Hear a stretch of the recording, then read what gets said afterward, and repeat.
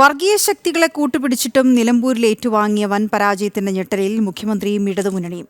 ഭരണവിരുദ്ധ വികാരവും പാർട്ടി സംഘടനാ സംവിധാനത്തിന്റെ വീഴ്ചയും തിരിച്ചടിയായെന്നാണ് വിലയിരുത്തൽ.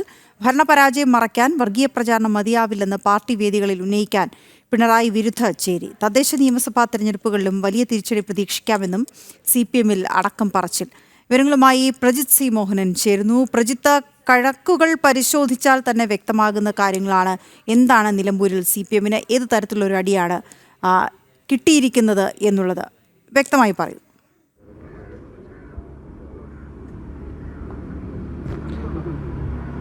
വീണ, തുടർഭരണ മോഹങ്ങളുമായിട്ടാണ് നിലമ്പൂരിലെ തെരഞ്ഞെടുപ്പിലേക്ക് രണ്ടാം പിണറായി സർക്കാരിൻ്റെ ഒരു മിന്നും ജയമൊക്കെ സ്വപ്നം കണ്ടുകൊണ്ട് അത് വിടുന്ന അടുത്ത തുടർഭരണ നീക്കത്തിലേക്ക് കാര്യങ്ങൾ കൊണ്ടുപോകാം, അല്ലെങ്കിൽ അതിനൊരു തുടക്കമാകട്ടെ എന്ന രീതിയിലൊക്കെയായിരുന്നു ഇടതുമുന്നണിയുടെ വിലയിരുത്തൽ. അതിനനുസരിച്ചുള്ള വലിയ പ്രചാരണം തന്നെയാണ് നിലമ്പൂരിൽ നടത്തിയത്. പാർട്ടിക്ക് ലഭിക്കാവുന്ന ഏറ്റവും ശക്തനായ സ്ഥാനാർത്ഥിയെ തന്നെ നിലമ്പൂരിൽ ഇറക്കി. അതോടൊപ്പം തന്നെ PDP പോലെയുള്ള തീവ്രവർഗീയ കക്ഷികളുമായി പരസ്യബാന്ധവമുണ്ടായി.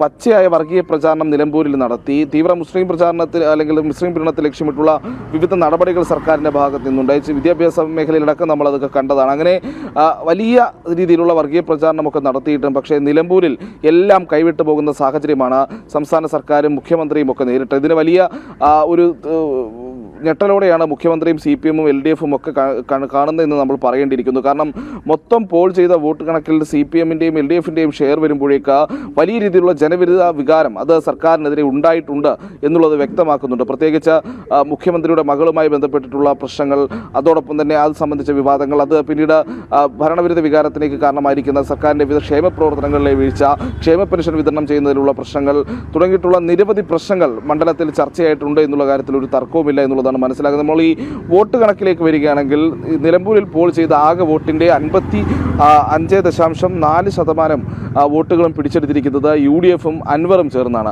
പിന്നീട് BJP അടക്കമുള്ള മറ്റ് കക്ഷികളുടെ വോട്ടുകൾ കൂടി ചേരുമ്പോൾ ആകെ 62.12% വോട്ടുകളും LDF-നെതിരാണ്. അതായത് സർക്കാരിൻ്റെ ഭരണ തുടർച്ച ലക്ഷ്യമിട്ടുകൊണ്ട് തിരഞ്ഞെടുപ്പിനെ നേരിട്ട LDF-ന് ഇടതുമുന്നണിക്ക് കൃത്യമായ മറുപടി ജനം നൽകിയിരിക്കുകയാണ്. അതിൽ വന്നിരിക്കുന്ന ഏറ്റവും പ്രധാനപ്പെട്ട കാര്യം എന്ന് പറയുന്നത് ഈ വോട്ട് കണക്ക് തന്നെയാണ്. മണ്ഡലത്തിൽ മുൻപൊന്നുമില്ലാത്ത വിധം LDF-ൻ്റെ വോട്ട് ഷെയറിൻ്റെ കുറവ് വന്നിരിക്കുന്നു.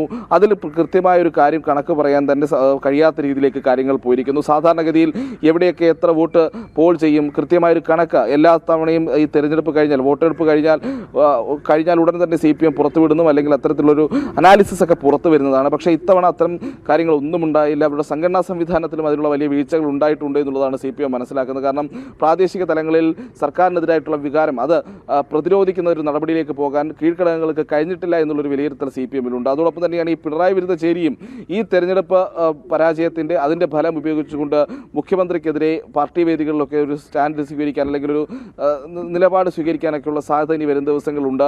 നമ്മൾ ഈ കുറച്ചുകൂടി കൃത്യമായി ഈ കണക്കുകളുടെ കാര്യം വരുമ്പോഴാണ് അതിലേറ്റവും ശ്രദ്ധേയമായ കാര്യം സർക്കാർ ഉദ്യോഗസ്ഥരുടെ വോട്ടിങ്ങിൽ, അതിൽ പ്രത്യേകിച്ച് തപാൽ വോട്ടുകളിൽ ഉണ്ടായിട്ടുള്ള ഒരു കുറവുണ്ട്. അതായത് CPM-ന് ലഭിക്കുന്ന വോട്ടുകളുടെ എണ്ണം സാധാരണഗതിയിൽ തപാൽ വോട്ടുകളുടെയൊക്കെ കണക്ക് നമ്മൾ എടുക്കുമ്പോൾ അത് എപ്പോഴും CPM-ന് അല്ലെങ്കിൽ ഭരിക്കുന്ന സർക്കാരിന് ഗുണകരമാകുന്ന രീതിയിലാണ് പലപ്പോഴും വന്നിട്ടുള്ളത്. കൂടുതലും സർവീസ് സംഘടനകളുടെയൊക്കെ ശക്തി പരിഗണിക്കുമ്പോൾ അത് CPM-ന് തന്നെയാണ് അത്തരം തപാൽ വോട്ടുകളൊക്കെ എപ്പോഴും കൂടുതലായി ലഭിക്കാറുള്ളത് എന്നുള്ളതൊരു യാഥാർത്ഥ്യമാണ്. ഇനി നമ്മൾ ആ ഒരു കണക്കിലേക്ക് വരുമ്പോഴാണ് നിലമ്പൂർ മണ്ഡലത്തിൽ നമുക്ക് ലഭ്യമാകുന്ന വിവരങ്ങളനുസരിച്ച് 1322 തപാൽ വോട്ടുകളാണ് ഉണ്ടായിരുന്നത്. ഇതിൽ 501 വോട്ടുകൾ മാത്രമാണ് സ്വരാജിന് ലഭിച്ചത്. അതായത് വെറും 38% ഏകദേശം അത് വരുന്നത്. ആര്യാടൻ ശക്വത്തിന് 650 മുകളിൽ വോട്ട് ലഭിച്ചിരിക്കുന്നു. BJP-ക്ക് 86, അൻവറിന് 70 വോട്ടുകളും ലഭിച്ചിരിക്കുന്നു. അതായത് തപാൽ വോട്ട് ചെയ്ത സർക്കാർ ജീവനക്കാരിൽ 62% പേരും നിലവിൽ ഭരിക്കുന്ന സർക്കാരിനെതിരാണ് എന്നുള്ളതാണ് നമ്മൾ ഈ കാര്യത്തിൽ കാണേണ്ടത്. എന്തായാലും നിരവധി പ്രശ്നങ്ങൾ സംസ്ഥാനത്ത് നിലനിൽക്കുന്നുണ്ട്. ഇപ്പോൾ ക്ഷേമ പെൻഷൻ വിതരണത്തിലെ പാളിച്ചകൾ, നേരത്തെ റേഷൻ വിതരണത്തിലുണ്ടായിട്ടുള്ള പ്രശ്നങ്ങളുണ്ടായിരുന്നു, ആശമാരുടെ സമരം പോലെയുള്ള പ്രശ്നങ്ങൾ നിലനിൽക്കുന്നു. പ്രാദേശിക തലങ്ങളിലുള്ള വികസന പ്രവൃത്തികൾക്ക് സർക്കാരിന് പണമില്ലാത്ത സാഹചര്യം ഉണ്ടാകുന്നു. ഒരു വശത്ത് ദൂരത്വം നിലനിൽക്കുന്നു. അപ്പോൾ സർക്കാരിനെതിരായിട്ടുള്ള വിവിധ വിഷയങ്ങൾ അത് പ്രാദേശിക തലങ്ങളിൽ പോലും ചർച്ചയാകുന്നുണ്ട് എന്നുള്ളത് ഒരു ഭരണവിരുദ്ധ ഭരണവിരുദ്ധ വികാരം സംസ്ഥാനത്തുണ്ട് എന്നുള്ളതിൻ്റെ ഒരു സൂചന കൂടി നൽകിക്കൊണ്ടാണ് നിലമ്പൂർ ഉപതെരഞ്ഞെടുപ്പ് ഇപ്പോൾ കഴിഞ്ഞിരിക്കുന്നത്. ഇതിലേറ്റവും പ്രധാനപ്പെട്ട കാര്യം എന്ന് പറയുന്നത് പാർട്ടി സമ്മേളനം കഴിഞ്ഞ് പാർട്ടിയിൽ വീണ്ടും ശക്തനായ മുഖ്യമന്ത്രിക്ക് ഇനി ഒരു മൂന്നാം അംഗത്തിന് ഇറങ്ങുന്ന അല്ലെങ്കിൽ ഒരു തവണ കൂടി മുഖ്യമന്ത്രി സ്ഥാനത്തേക്ക് എത്താൻ കഴിയുമെന്ന് പറഞ്ഞിട്ടുള്ള ആലോചനകളും ചർച്ചകളും അങ്ങനെയുള്ള ചിന്തകളും ഒക്കെ നടക്കുന്ന സമയത്താണ് ഇത്തരത്തിൽ സർക്കാരിനെതിരായ ഒരു വികാരം പ്രതിഫലിപ്പിച്ചുകൊണ്ട് ഒരു തിരഞ്ഞെടുപ്പ് ഫലം വരുന്നത്.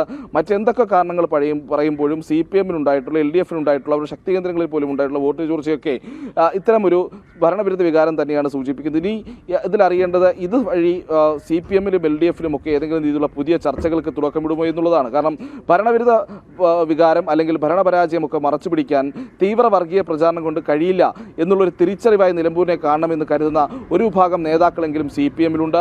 സർക്കാരിൻ്റെ വീഴ്ചകൾ തുടർ വീഴ്ചകളൊക്കെ മറച്ചു പിടിക്കാൻ ഇത്തരം നടപടികൾ കൊണ്ട് കഴിയില്ല.